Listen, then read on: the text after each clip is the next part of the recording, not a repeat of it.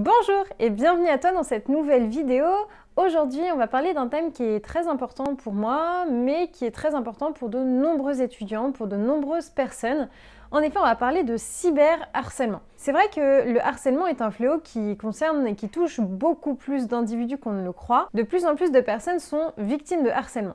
C'est vrai que on ressent dans la société un espèce de boom où finalement on a beaucoup plus de cas qui sont révélés. C'est pas parce qu'il y a plus de harcèlement maintenant, c'est parce que maintenant on identifie beaucoup plus les victimes de cyberharcèlement et on essaye de plus en plus de rendre les personnes victimes conscientes qu'elles sont donc bien victimes de cyberharcèlement.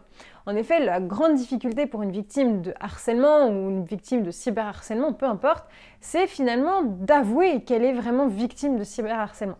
Souvent, on se retrouve dans un cas de figure où la personne va commencer à douter, vraiment à se dire « Ah, mais est-ce que vraiment c'est du harcèlement ? Oh là là, j'en fais peut-être des caches, c'est peut-être parce que moi je suis un petit peu trop sensible. » Bref, et finalement la victime, elle va s'empêcher d'avoir droit finalement à une sorte de protection. Et c'est vrai que moi-même j'ai été victime de harcèlement, alors pas de cyberharcèlement, mais de harcèlement. Et c'est vrai que c'est assez important pour moi finalement d'œuvrer en fait pour lutter contre ce fléau qui touche beaucoup plus les enfants, mais qui touche finalement aussi les adultes. Et j'ai eu la chance de devenir stagiaire, c'était mon premier stage, dans une association qui lutte contre le cyberharcèlement justement. C'est l'association Respect Zone, qui a été donc fondée en 2014 et qui donc œuvre tous les jours pour lutter contre donc, le cyberharcèlement. Donc c'est vrai que c'est assez spécialisé, puisqu'on parle d'un harcèlement qui se passe donc sur Internet, en ligne, sur nos téléphones portables. C'est vrai qu'avec le développement de tous les réseaux sociaux, finalement, c'est un nouveau type de harcèlement qui est né et qu'il ne faut pas finalement négliger parce que les enfants, notamment, sont extrêmement sujettes à ce genre de fléau, de délit, parce qu'on qualifie le harcèlement, c'est un délit qui est condamnable.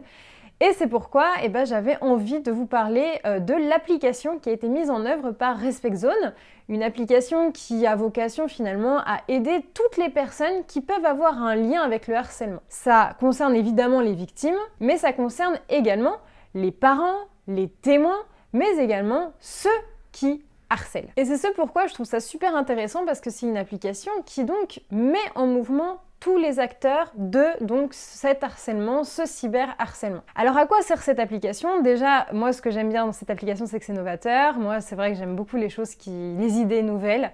Je mise énormément sur les idées et je trouve que c'est une pure idée de créer ça. Donc cette application, elle est très simple. Vous cochez finalement si vous êtes victime ou si vous pensez l'être, si vous êtes parent, si vous êtes instituteur, si vous êtes témoin ou si vous êtes intimidateur. Alors, on va parler d'intimidateur ici.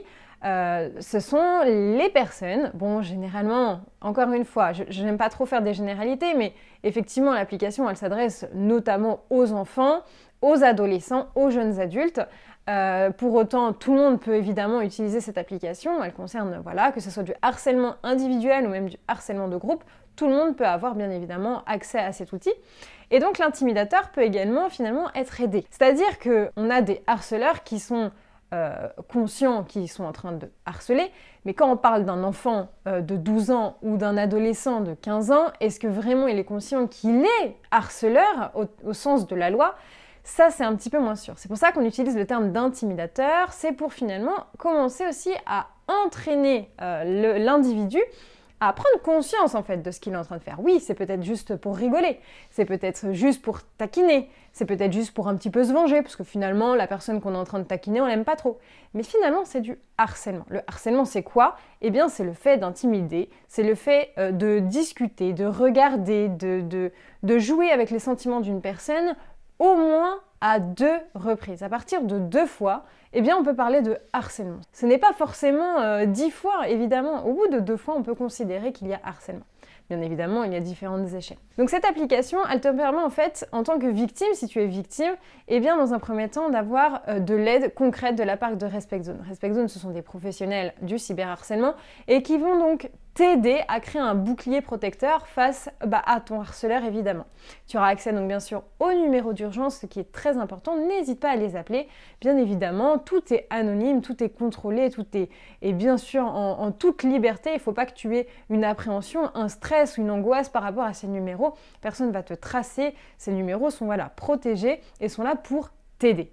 Ensuite, si vous êtes parent, évidemment, eh bien, il y a une rubrique exprès pour les parents. Comment agir? Comment réagir face à ce harcèlement?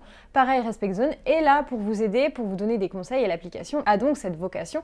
Vous écrivez directement le message à Respect Zone, vous indiquez vos disponibilités, donc ça, il ne faut vraiment pas hésiter. Et même en tant que victime, n'hésite pas à tout simplement inscrire quand est-ce que tu finis l'école, quand est-ce que tu es disponible ou pas, pour que Respect Zone puisse prendre contact avec toi et t'aider au mieux. Parce qu'encore une fois, c'est une aide qui est individualisée. Ce n'est pas juste je clique sur un bouton et hop, on m'envoie une aide comme ça. Évidemment, c'est très personnalisé, c'est-à-dire qu'il y a vraiment une personne qui va s'intéresser à ton cas. Il n'y a pas un cas qui est similaire à un autre, bien évidemment. Donc voilà, cette application, moi je la trouve très bonne parce que finalement, on peut être victime évidemment de cyberharcèlement, mais on peut également être témoin et peut-être même un jour parent, peut-être qu'un jour j'aurai un enfant qui sera victime de cyberharcèlement et je serais bien contente en fait d'avoir une application pour savoir quoi faire en tant que parent, en tant qu'adulte, en tant que témoin. Et c'est nécessaire de prendre conscience, c'est une conscience citoyenne à adopter dans notre quotidien. Ça ne veut pas dire qu'il faut être parano, évidemment, mais je trouvais qu'en tant qu'étudiante en droit, j'avais mon mot à dire par rapport à ça, puisqu'évidemment, ça touche une sphère du droit pénal, puisque, encore une fois, le harcèlement, eh bien, c'est un délit qui est puni par la loi. Voilà, je ne sais pas ce que tu penses de cette application, n'hésite pas évidemment à aller faire un tour et mettre tout simplement ton ressenti par commentaire, à liker cette vidéo et puis également à rejoindre Respect Zone sur ses réseaux, les soutenir parce qu'ils œuvrent tous les jours. Et quand j'ai fait mon stage chez eux, c'était mon premier stage et j'ai un souvenir de ouf de toute l'équipe qui sont pleins d'énergie et toujours plein d'idées. Donc n'hésite pas à les soutenir. Et puis moi, je te donne rendez-vous dans une prochaine vidéo et je te dis à bientôt!